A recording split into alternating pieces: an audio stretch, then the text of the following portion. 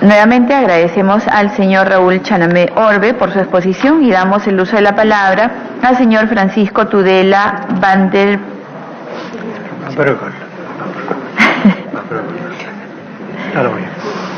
Consultor experto en Derecho Internacional Público y Relaciones Internacionales, ha sido miembro del Congreso Constituyente Democrático de 1993, ministro de Relaciones Exteriores, embajador del Perú ante la ONU de 1999 al 2000, vicepresidente del Perú, presidente de la Comisión de Relaciones Exteriores del Congreso del Perú en el periodo 2000-2001 y catedrático universitario. Doctor Tudela, tiene usted la palabra.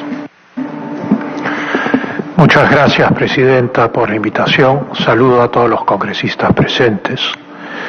El tema de las reformas políticas naturalmente causan cierta inquietud porque han sido impuestas al Congreso por un procedimiento de democracia directa y no han nacido del órgano de reforma de la Constitución, que es el Congreso mismo. Sin embargo, vamos a tocar los temas que se nos han señalado, ¿no? Que son los temas de paridad y alternancia, y también el del voto preferencial como una especie de regla de cálculo que corre sobre estos otros dos conceptos. Antes de eso, yo quisiera señalar que siempre ha existido en el Perú una fe en partir de cero, en hacer tabla rasa con las instituciones y comenzar de nuevo. No somos el único país en el mundo que hace eso, ¿no? El Perú tiene 12 constituciones, la última de 1993. Los Estados Unidos tienen una constitución con varias enmiendas, que es un sistema interesante para modificar algunos aspectos de la Constitución.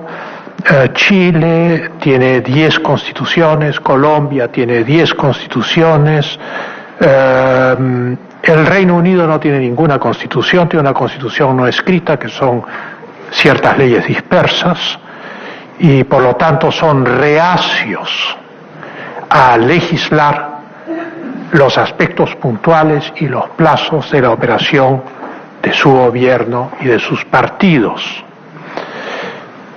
En el caso de Francia nos gana. Francia tiene 14 constituciones, ha vivido dentro de una inestabilidad política constante desde 1789 hasta 1958, en que finalmente lograron, saliendo del sistema parlamentarista, encontrar un sistema de equilibrio entre las regiones, la presidencia, el parlamento, etcétera, etcétera, etcétera. ¿A qué va esto? A que para hablar de reformas hay que identificar la naturaleza pública o no pública de aquello que se quiere reformar. Cuando estamos hablando de partidos políticos, cuando estamos hablando de elecciones primarias, tenemos que saber que los partidos políticos en el Perú son organizaciones que no llegan a ser públicas. Esto es, son una suerte de organizaciones privadas que la ley reconoce como la matriz de la cual se va a elegir representantes que sí van a ser personas de derecho público. De tal manera que no puede tratarse todo el proceso de la misma manera. Cuando la ley señala que los partidos políticos tienen absoluta autonomía de acuerdo a la Constitución para redactar sus estatutos, lo que está haciendo la ley es justamente reconocer esta naturaleza híbrida de los partidos como aquella matriz de la cual va a surgir un poder del Estado o un presidente de la República. Pero antes de que eso suceda, son un poco como el primer nombre que tuvieron las ONGs, que eran organizaciones cuasi gubernamentales, eran cuangos, el primer nombre que se les puso en el mundo anglosajón, cuasi gubernamentales, pero no gubernamentales, no públicas. Y entonces una asociación privada de gente que se reúne porque tienen determinadas convicciones, tienen que tener la libertad de elegir irrestrictamente a quienes ellos consideran que son los que representan su pensamiento. Y entonces es así como ellos eligen estas personas, las colocan, en el Perú ha sido el sistema de designación desde la Constitución de 1979, y es por eso que se instituyó el voto preferencial. El voto preferencial era un mecanismo para compensar el caciquismo que representaba la presentación de una designación de una lista electoral por parte de los jefes partidarios. Ahora, ¿cómo internamente se confeccionaba esa lista? Eso era informal. No había un mecanismo que la ley estableciese ni nada por el estilo. Solo cuando son electos representantes, estas personas que han estado en la lista, el número de ellos que salga elegido, devienen personas de derecho público, esto es, representantes de la nación, y no representan a sus partidos, sino que representan a la nación, representan a todos los peruanos, incluso aquellos que no votaron por ellos, cosa que resulta muy difícil de entender incluso cuando uno dicta esto en clase. O sea, es muy difícil que mucha gente comprenda que los representantes no representan a sus partidos, sino que representan a todos. Pero bueno, entonces, si estamos hablando de un sistema de alternancia, estamos hablando de una limitación de la libertad en el partido político, en la organización privada de la cual se van a elegir personas de derecho público. O sea, se está imponiendo ya un corsé. Se les está diciendo, ustedes en las primarias, por más que sean personas que se hayan reunido en base a unas convicciones determinadas, ustedes no pueden votar, suponiendo que sea electiva la confección de la lista, y en función del número de votos confeccionar la lista de más a menos. No, señor, tienen ustedes que introducir la alternancia. La alternancia introduce lamentablemente un elemento de injusticia, y si a esto se suma la designación de parte de la lista, se aumenta el elemento de injusticia. Esto es, cualquiera de ustedes que son políticos se presentan a elecciones primarias, ganan las elecciones primarias, quedan en el número 1 con la mayor cantidad de votos, pero resulta que la cúpula del partido va a colocar primero a los designados y los va a colocar en orden alterno. Ahora resulta que el último de los designados es hombre y usted también es hombre. Entonces, a pesar de haber ganado las elecciones primarias, usted no puede ser el que sigue en la lista, sino que tienen que poner a alguien que ha sacado menos votos que usted adelante de usted. Entonces hay dos principios de injusticia en el concepto de designación y en el concepto de alternancia, y sobre todo una falta de respeto al carácter en realidad privado de los partidos políticos. Y voy a poner otro ejemplo. Una organización feminista convencida de que los hombres no deben integrar su partido genera un partido político exclusivamente de mujeres. La ley les va a imponer incorporar el 50% de hombres cuando eso va contra las convicciones de las personas que fundan el partido, o viceversa. Entonces, nosotros lo que estamos haciendo ahora con estas propuestas es regular conductas. Y la regulación de conductas viene del mundo anglosajón y se llama acción afirmativa. Viene concretamente de los Estados Unidos de América. ¿Cuál es el origen de la acción afirmativa? Las consecuencias de la Guerra Civil norteamericana de 1860. Esto es, hay un grupo de estados que quieren secesionarse de la Unión, que tienen un régimen agrícola basado en la esclavitud. Hay otro grupo de estados que también tienen régimen de esclavitud, pero que son básicamente industriales y que quieren mantener la unión. Ya las razones económicas, esa guerra civil no las vamos a ver ahora. Se produce la guerra civil, los estados agrícolas del sur pierden la guerra civil, pero quedan las secuelas sociales de la esclavitud. Y se mantiene un régimen de apartheid en los Estados Unidos de América, en varios de esos estados, hasta la década del 60. Y eso produce las marchas por los derechos civiles, la afirmación de los derechos civiles y el nacimiento de la acción afirmativa para obligar a romper el apartheid. Lo mismo ocurre con Sudáfrica. O sea, el apartheid, estoy usando el nombre sudafricano, estaba legislado. Las personas de color en algunos estados del sur de los Estados Unidos hasta 1960 no podían usar los mismos asientos en los ómnibus, no podían usar los mismos baños, no podían ir a la playa y usar la misma parte de la playa. Esa no es una realidad nuestra.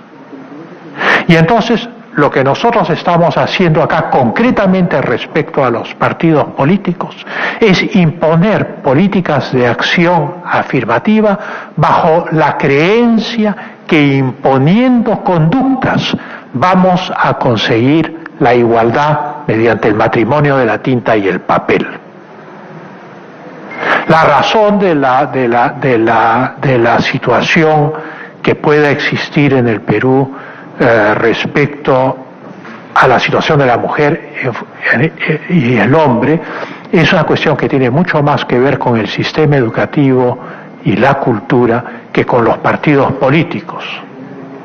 Hemos tenido mujeres, alcaldesa de Lima, mujer candidata a la presidencia de la República, mujer presidenta de la Comisión de Constitución del Reglamento, miembros titulares, la doctora Alcorta, la doctora Espinosa, la señora Salgado, la señora Glave, en fin, la realidad de la vida partidaria en el Perú no ha procedido con esos criterios de exclusión. Entonces estamos trayendo una institución netamente anglosajona, naturalmente en una cultura que siempre ha copiado sus instituciones de constituciones y de leyes de otras partes del mundo. Y así como en el año 33 copiamos la Constitución de Weimar y tratamos de inspirarnos en la República Española y qué sé yo, la realidad es que siempre los problemas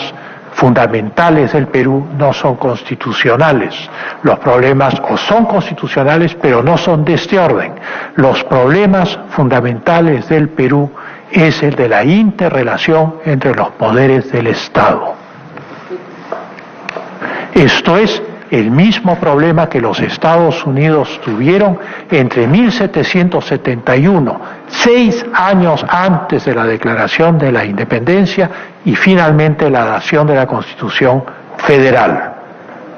Esto es cómo logramos balancear la relación entre los poderes, no cómo regulamos las conductas de los partidos, cómo regulamos cuánta gente estas organizaciones privadas o cuasi gubernamentales, que son los partidos políticos, deben colocar en sus listas para poder votar antes de enviar representantes o antes de enviar nominados a la elección general en el país. Y entonces yo creo que acá hay una separación entre lo público y lo privado.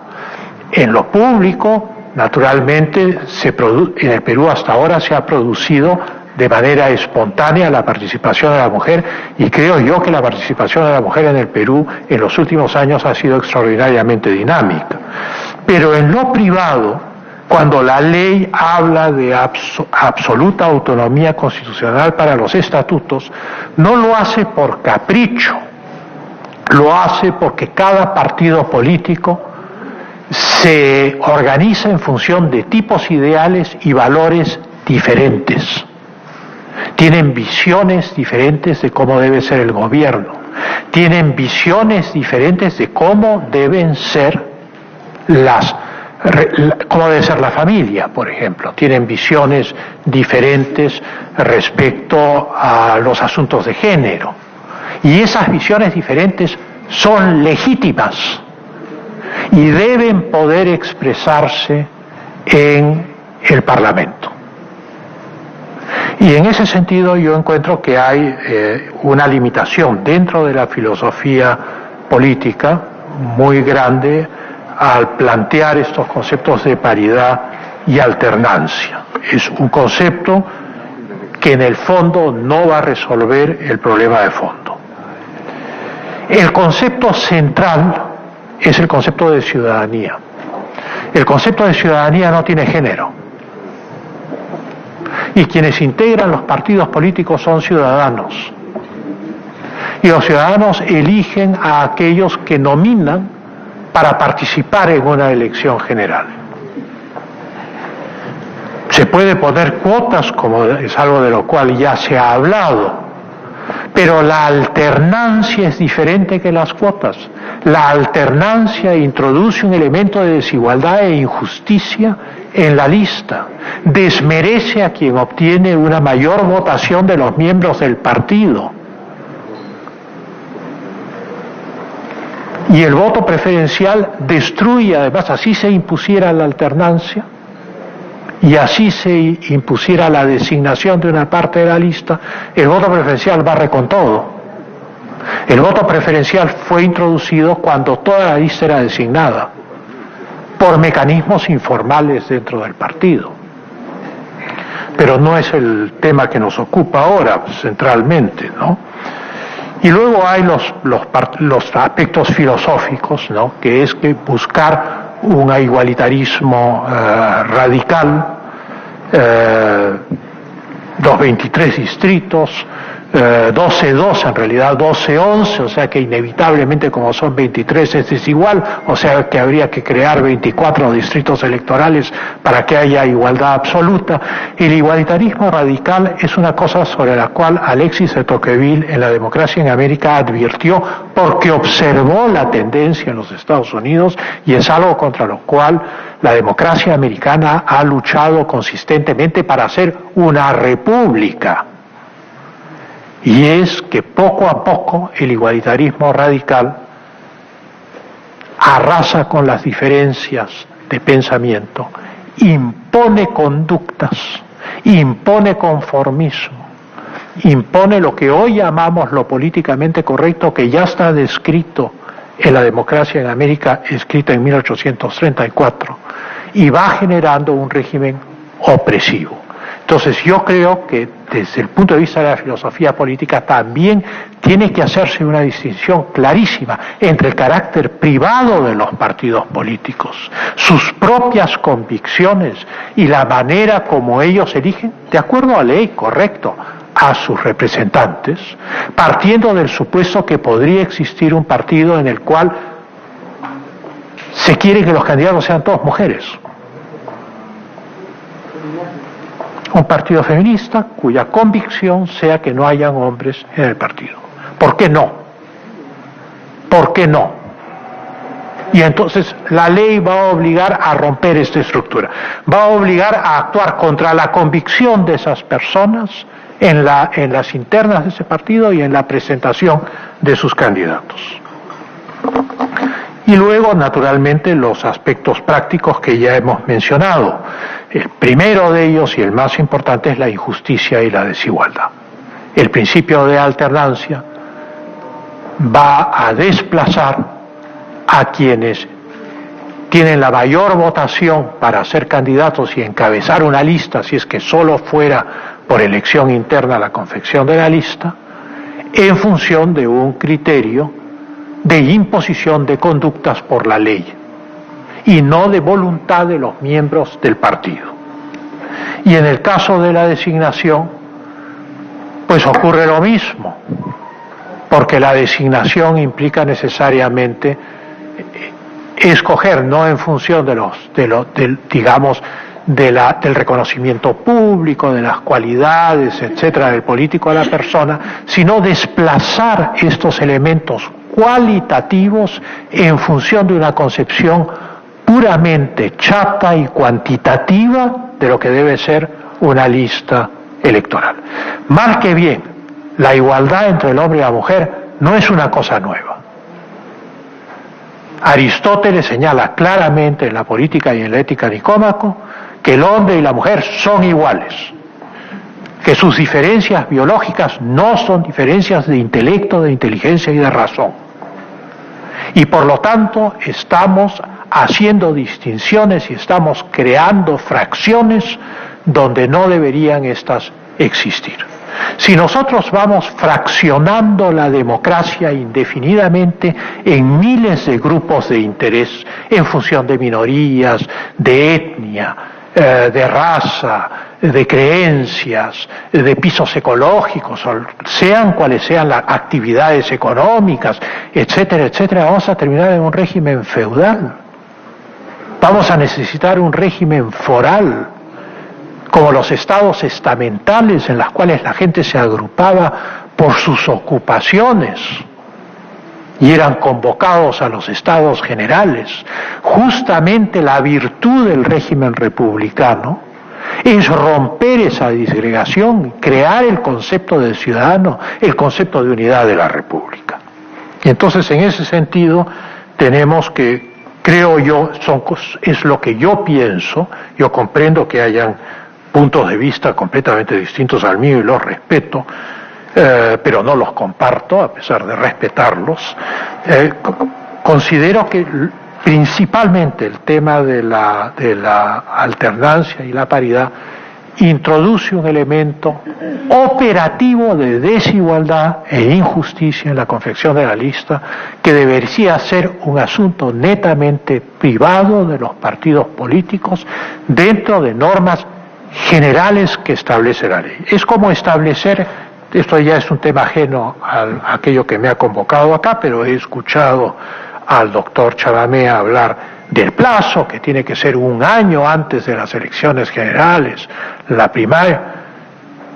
Yo podría decir que desde el punto de vista de un estratega político, puede no convenirle que el resultado de las primarias sea un año antes. En los Estados Unidos el resultado de las primarias no es un año antes, es muy poco antes de la elección. Un año antes le da mucha ventaja a los adversarios para demoler a los candidatos que las primarias han colocado ahí, pero estas ya no son consideraciones filosóficas, estas ya no son consideraciones jurídicas respecto a la igualdad, respecto a la justicia o la injusticia. Estas son consideraciones tácticas y estratégicas respecto a la política, y a los partidos no tiene por qué imponérseles aquello que no les conviene. Es todo cuanto tengo que decir, Presidenta. Muchas gracias, doctor Tudela. Bastante ilustrativo. Congresistas, vamos a terminar con la exposición de los que están invitados y luego procedemos a todas las preguntas. Vamos tomando nota, por favor, de...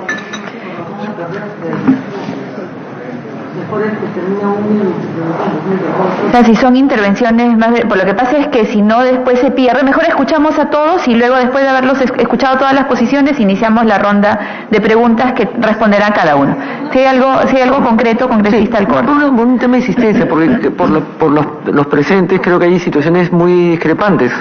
Entonces creo que es mejor uno por uno. Decía, el señor de la comisión decía, ¿no? Pero creo que es mejor para no perder el hilo y no mezclar las cosas y marcar posiciones, en este caso, porque uno va marcando posiciones también en la intervención. Yo sugeriría, así como hice con el doctor Chavamea, hacer con el doctor Tudela igualito. ¿Desea participar con alguna pregunta puntual, congresista Alcorta? No es una pregunta puntual, es una participación y trataré de ser corta. El doctor Tudela, a través de la presidencia, habla sobre la reforma que no es parte de la Constitución, no parte de la Constitución del Congreso, sino parte de una situación, yo le pongo coyuntura. Por eso que estamos como anunció en la Junta Nacional de Justicia, reverendo desastre el que ha sido el día de hoy. Y los notables no han aparecido, han desaparecido. Los partidos políticos dicen, no son organizaciones privadas, no son públicas. Posteriormente la elección se convierte en pública porque somos funcionarios. Eso hay que tenerlo claro porque la gente que ha traído estas propuestas, ninguno está en un partido político, ninguno conoce la idea partidaria, no tienen idea de lo que han traído, no saben lo que está pasando acá, y estamos distraídos en una situación terrible. Las constituciones, como lo dijo el doctor Tudela a través de la presidencia, Gran Bretaña no tiene constitución, pero usted tiene un primer ministro que va al Congreso y dice, ya lo dije ayer también, he venido a renunciar porque no he tenido la capacidad de convencer al Parlamento sobre el tema del Brexit, y se retira. La señora Pelosi, que tiene 82 años, presidente del Senado americano, le dice al señor Trump, no hay plata, no hay muro, se acabó la paz. Pero a ninguno se le ocurre cambiar la constitución, promover una reforma, hacer todo un viraje, porque eso es una gran inestabilidad como la que estamos el día de hoy. Los americanos lo que hacen es apelan a sus enmiendas permanentemente, todo el rato, casi se las conocen de memoria. La votación de la gente en la calle en las internas me parecen pésimas, porque la gente en la calle no tiene idea de lo que es una vida partidaria, no saben de los activos humanos, compromiso, actividades, encargos, mística, tu trabajo, no tienen idea, votan exactamente por simpatía. Y si la idea del presidente era acercar a la población, porque la población nos odia, lo que está haciendo es que nos odien más. Eso tiene su lado bueno y su lado pésimo, ni siquiera malo sino pésimo. Aquí hay una estrategia manejada, ¿sabes por qué asesor del presidente que no iría a estar en Palacio, el señor Guillar? Y por último, el tema, por ejemplo, en el tema de la alternancia, yo no estoy a favor ni de la paridad ni de la alternancia. Me parece inverosímil. Las mujeres competimos. La señora Allende nos invitó, Marisol y yo fuimos a esa comisión, a esa reunión con el presidente del Senado. Estaba ahí Inés Temple, Natalia Maluz, un grupo de personas que consideraban líderes. Y la señora Allende nos propuso a nosotros en esa reunión que a los partidos políticos les iban a pagar más dinero, más proporción económica, en la medida que lleven mujeres. Y a mí me parece una prostitución de la situación de la política y de las propias mujeres. O sea, van a pagar los partidos políticos más, le van a dar más plata del Estado para que lleven mujeres. ¿A eso les parece a ustedes que está correcto? Me sorprende muchísimo la posición del doctor Chanamé, por eso preguntaba, porque acá está un tema de país, de democracia, de Estado. Nosotros no vamos a ser reelectos, pero tenemos que custodiar y proteger esta institución, no tomada por el salto, vamos a proteger. Con respecto al tema del voto preferencial, y con eso termino, es lo más democrático. Pongo el caso de Lima muy rápidamente, 36 congresistas. Una lista, ¿cuándo puede salir por partido? Salir 6 por Lima, 6, 7, y esto es. ¿Qué pasa con lo demás? ¿Es relleno? ¿O no tenemos todavía en la misma derecho del 1 al 36? El 17, el 21, el 33 no tienen el derecho, porque si hacen una lista cerrada y bloqueada, con el derecho que reconozco al partido poner un 20% de designados, me parece bien, pero los demás no van a salir, es relleno. ¿Cuál es la democracia? ¿Cuál es el tema ahí? ¿Solventar la democracia? No. Les están limitando las posibilidades a las personas que están con el mismo derecho del 1, 2 y 3, al 7, al 15, al 21, al 33. Eso no puede desaparecer, es el derecho del ciudadano de una lista votar por el 5 y por el 24. El partido la obligación de andar ahí presentarles al Congreso. Nada más, Presidenta. Gracias, congresista Alcorta. Doctor Tudela. Sobre eso solo 3 puntos, ¿no? No voy a entrar al tema del debate político, pero digamos que la ley cambiada frecuentemente pierde valor ante la ciudadanía. No es una observación mía, está eso en la filosofía política desde la época de Aristóteles, tanto concretamente en la retórica. Aristóteles señala que la ley cambiada frecuentemente se desvaloriza a los ojos de los ciudadanos y termina no valiendo nada. En el caso británico, una institución que es el gabinete no tiene regulación legislativa. Funciona como funciona, porque así funciona, porque el que llega se le dice cómo funciona. No sacan la ley de funcionamiento del gabinete, el matrimonio de la tinta con el papel. Lamentablemente los latinoamericanos tenemos esta fe en el matrimonio de la tinta con el papel que no nos conduce muy lejos. tenemos 12 constituciones, ya vamos. La profundidad de esta reforma nos lleva a la 13ª, seamos francos, y como no va a funcionar, probablemente nos lleve a la 14ª y empatemos con los franceses. No sé si encontremos un régimen como la del 58 de acá al 2023, ¿no? Segundo punto, el voto preferencial. Creo yo que el voto preferencial, si hay elecciones primarias libres dentro del partido para colocarse en un orden en función de la votación dentro del partido, desde mi punto de vista el voto preferencial no es necesario. Si hay una lista designada, el voto preferencial sí resulta necesario porque es la única salida que tiene el ciudadano para tener libertad de escoger a alguien. Pero entonces depende de qué sistema adoptemos para hacer la lista parlamentaria. O sea, si son todos los miembros del partido que deciden en una elección interna cómo se conforma la lista y se ordena la lista en función de los votos obtenidos, el voto preferencial podría ser puesto de lado, porque el voto preferencial fue hecho para enfrentar el tema de que la totalidad de la lista era designada en la Constitución del 79. En teoría habrían partidos que podrían hacer elecciones internas, pero en la práctica todos sabemos que eso era informal, no tenía una estructura determinada. Pero también el voto preferencial se ha prestado a vicios, ¿no? Concretamente la enorme inversión en propaganda política por parte de candidatos individuales y la distorsión del proceso electoral. Tal vez el caso más emblemático es la elección de 1990, en el cual se pasó en 24 horas de la calma a una especie de huracán grado 10, que era la aparición de cientos de candidatos que ya habían pagado sus espacios y todo, y una gigantesca inversión. Pero eso es una opinión personal.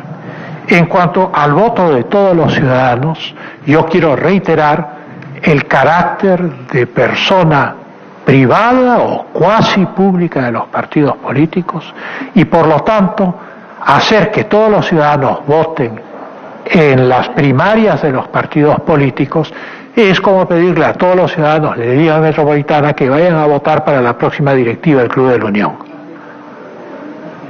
No tiene sentido. O sea, son cosas que deciden quienes son miembros del club o quienes comparten una ideología o quienes comparten un programa político.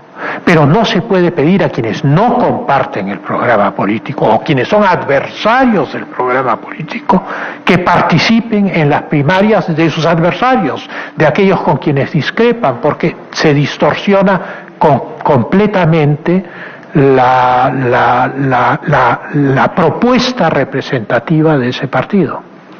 Queda pulverizada en este proceso, de tal manera que por último las primarias tienen que ser de aquellas personas que están afiliadas a la idea, al programa, etcétera, y que como en los Estados Unidos la gente se puede inscribir 24 horas antes, pero se inscriben como electores en las primarias del Partido Demócrata o del Partido Republicano.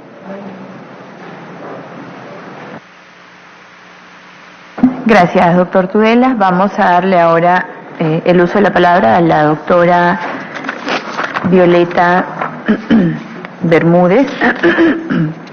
La doctora Bermúdez